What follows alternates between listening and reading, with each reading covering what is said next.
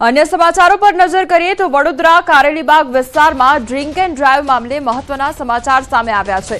ધૂળેટી પર્વની રજા હોવાના આરોપી રક્ષિત ચોરસિયાને મોડી રાત્રે જજ સમક્ષ રજૂ કરવામાં આવ્યો।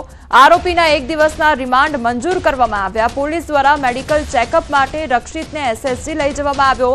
રક્ષિતને ટોળાએ માર માર્યો હતો। કેટલી ઈજા છે તેની પણ મેડિકલ તપાસ કરવામાં આવશે। संवाददाता हार्दिक अमारी साथे जोड़ाई गया है। हार्दिक, एक बाद एक अपडेट सामे आवी रह्युं छे। आरोपीनुं हवे मेडिकल चेकअप पण करवामां आवी रह्युं छे। शुं अपडेट तेने लईने? बिल्कुल जो समग्र मामले बात करिए तो गई काले एनु मेडिकल चेकअप करायुं हतुं, परंतु रक्षित जे छे तेने पोलीस समक्ष एवी फरियाद करी छे કે પબ્લિકના મારના કારણે તેના શરીરના જુદા જુદા ભાગમાં જે છે દુખાવો થઈ રહ્યો છે, ઈજાઓ પહોંચી છે। તો સાથે તેને એમ પણ કહ્યું છે કે તેને છાતીમાં દુખાવો થઈ રહ્યો છે। એના કારણે પોલીસ દ્વારા તેને સારવાર અર્થે જે એસએસજી હોસ્પિટલ છે ત્યાં લાવવામાં આવ્યો છે। તેનું અત્યારે મેડિકલ ચેકઅપ કરવામાં આવી રહ્યું છે। બીજી મહત્વની વાત એ છે કે રક્ષિત જે છે તે એક દિવસના પોલીસ રિમાન્ડ પર છે, એટલે આજનો દિવસ પોલીસ પાસે છે। પરંતુ રક્ષિત તમે વિડીયોમાં જોઈ શકશો કે ઘોડાની જેમ દોડી રહ્યો છે। જો તેને શરીરના જુદા જુદા ભાગમાં દુખાવો થઈ રહ્યો છે, છાતીમાં દુખાવો થઈ રહ્યો છે, તો તે આટલી પૂરપાટ ઝડપે કઈ રીતે દોડી રહ્યો છે તે સૌથી મોટો સવાલ છે। એટલે રક્ષિત કંઈ પણ કરીને કોઈ પણ ચાલાક છે, એના કારણે તે પોલીસને ગોળગોળ ફેરવી રહ્યો છે અને સારવારના બહાને એક દિવસના રિમાન્ડનો જે સમય છે તેનો વેડફાટ કરી રહ્યો હોય તેમ લાગી રહ્યું છે।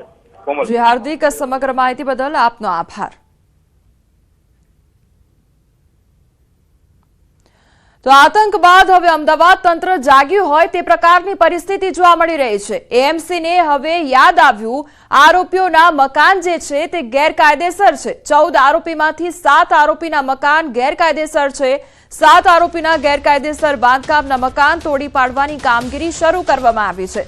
અમદાવાદના વસ્ત્રાલમાં આરોપીઓના ગેરકાયદેસર મકાન તોડી પાડવાની કાર્યવાહી હાથ ધરવામાં આવી છે। आरोपी राजवीरसिंह बिहोलाનું મકાન તોડી પાડવા પહોંચી પોલીસ અને એએમસીની ટીમ। તો પોલીસને સાથે રાખીને ગેરકાયદેસર બાંધકામ તોડવા પહોંચી છે એએમસીની ટીમ। તો અમરાઈવાડી વિસ્તારમાં આવેલા લવજી દરજીની ચાલી ખાતે આ ટીમ પહોંચી છે અને કામગીરી હાથ ધરવામાં આવી છે। સવાલ એ થાય છે કે આખરે એએમસીને તોફાની તત્વો સામે ફરિયાદ નોંધાયા બાદ કેમ ખ્યાલ આવે છે કે આરોપીઓ જ્યાં રહે છે તે મકાન ગેરકાયદેસર છે? તેને લઈને અનેક સવાલો ઉદ્ભવી રહ્યા છે કે આખરે હવે જે સામે આવ્યા નામો ત્યારબાદ જ કાર્યવાહી શા માટે થઈ રહી છે? શું અત્યાર સુધી એએમસીને ખ્યાલ નહોતો કે અહીંયા ગેરકાયદેસર મકાનો આવેલા છે અને હવે જ શા માટે કાર્યવાહી કરવામાં આવી રહી છે? તેને લગતા અનેક સવાલો ઉદ્ભવી રહ્યા છે। એમાં એક જુવેનાઇલ છે અને 13 બીજા આરોપીઓ છે। 13 જે આરોપીઓ છે અત્યારે 4 દિવસની રિમાન્ડ ઉપર છે અને એ લોકોએ જે ગેરકાયદેસર જે અહીંયા જે બાંધકામ કર્યા છે એ કોર્પોરેશન એને ડિમોલિશ પણ કરી રહી છે અને આપણે પોલીસ બંદોબસ્ત આ અંગે આપેલા છે।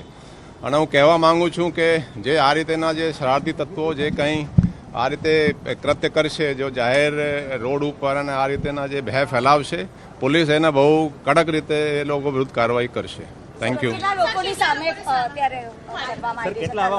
નહીં, એ કુલ 14 પૈકી 7 જે આરોપીઓ છે એના પ્રોપર્ટી કોર્પોરેશન તરફથી આઈડેન્ટિફાઈ થઈ છે જે બાંધકામ ગેરકાયદેસર છે। એ લોકો વિરુદ્ધ 7 જે છે એ લોકો વિરુદ્ધ કોર્પોરેશન તરફથી કાર્યવાહી